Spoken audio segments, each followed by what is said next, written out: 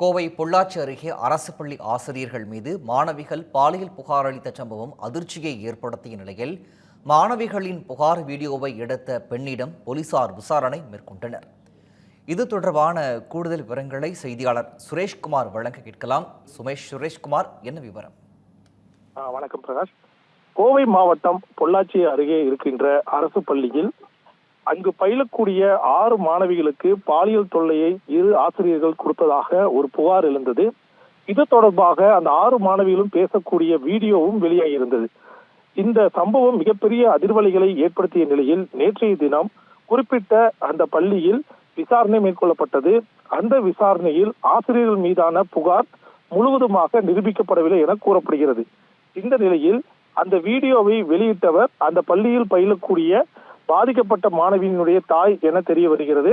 அவர் ஒரு அமைப்பிலும் இருக்கிறார் என கூறப்படுகிறது. இந்த சூழ்நிலையில் அந்த வீடியோவை வெளியிட்ட அந்த பெண்ணிடம் இன்று போத்தனூர் அனைத்து மகளிர் காவல்துறையினர் விசாரணை மேற்கொண்டு வராங்க. இதற்காக அந்த பெண்ணுக்கு சம்மன் வழங்கப்பட்டிருந்தது. எந்த அடிப்படையில் வீடியோவை எடுத்தார், அந்த புகாரின் உண்மைத்தன்மை என்ன என்பது குறித்தெல்லாம் விசாரணை மேற்கொள்ளும் பொருட்டு அவரை இன்று ஆஜராக சொல்லியிருந்தனர். அதன் அடிப்படையில் அந்த பெண் இன்று ஆஜராயிருக்கிறார்.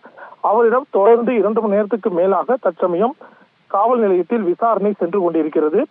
ஆசிரியர்கள் மீது மிகப்பெரிய ஒரு புகார் வெளியான நிலையில் அந்த பாதிக்கப்பட்ட மாணவியின் தாய் என கூறப்படும் பெண்ணிடம் தற்சமயம் விசாரணை மேற்கொண்டு வருவது ஒரு குறிப்பிடத்தக்கதாக பார்க்கப்படுகிறது. பிரகாஷ்,